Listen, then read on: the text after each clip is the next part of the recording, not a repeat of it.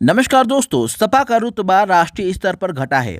विधानसभा में सदस्यों की संख्या बढ़ी है, लेकिन राज्यसभा से लेकर विधान परिषद तक उनकी धाक कम हुई है।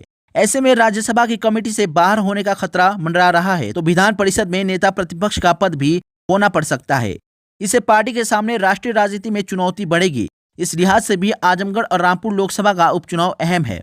विधानसभा चुनाव में सपा के विधायकों की संख्या 47 से बढ़कर 111 हो गई है। सहयोगी दलों को जोड़े तो यह संख्या 125 हो गई है, लेकिन विधान परिषद में पार्टी की स्थिति लगातार कमजोर हुई है।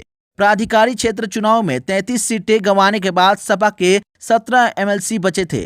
26 मई तक 6 सदस्यों का कार्यकाल खत्म हो गया। वहीं 6 जुलाई को भी 6 अन्य सदस्यों का कार्यकाल खत्म हो जाएगा। ऐसे में 4 नए चयनित सदस्यों को जोड़ दे तो 6 जुलाई के बाद कुल संख्या 9 बचेगी।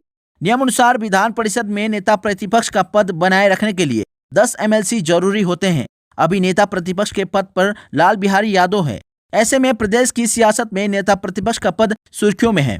राज्यसभा में सपा के 5 सदस्य हैं। इनमें से 3 का कार्यकाल जुलाई में खत्म हो रहा है। इनकी जगह पार्टी ने राज्यसभा में 3 नए सदस्य भेजे हैं, लेकिन उसके खाते में सिर्फ 1 सदस्य का नाम जुड़ेगा, क्योंकि कपिल सिब्बल निर्दलीय सदस्य हैं तो जयंत चौधरी राष्ट्रीय लोकदल से हैं। ऐसे में राज्यसभा में प्रोफेसर रामगोपाल यादव, जया बच्चन और जावेद अली सपा की नुमाइंदगी करेंगे। जानकारों का कहना है कि करीब 2.5 दशक बाद राज्यसभा में सपा इतनी कमजोर हुई है। इसी तरह लोकसभा में सपा संरक्षक मुलायम सिंह यादव, शफीकुर रहमान और डॉक्टर एसटी हसन सदस्य हैं। लोकसभा व राज्यसभा को मिलाकर अभी सिर्फ 6 सदस्य हैं। ऐसे में चर्चा तो यह भी है कि पार्टी की दलगत मान्यता पर भी संकट आ सकता है। इस लिहाज से रामपुर और आजमगढ़ लोकसभा उपचुनाव अहम है। दूसरी तरफ राष्ट्रीय महासचिव प्रोफेसर रामगोपाल राज्यसभा की स्वास्थ्य और परिवार कल्याण समिति के अध्यक्ष हैं। समिति को अलग से कार्यालय और स्टाफ मिला हुआ है। राज्यसभा में सदस्यों की संख्या 5 से कम होने पर अध्यक्ष पद पर संकट के बदलाव मंडरा रहे हैं। राष्ट्रपति चुनाव के बाद यह पद छिन सकता है, क्योंकि अध्यक्ष पद पर सपा से अधिक सदस्य संख्या वाले दलों का दावा होगा।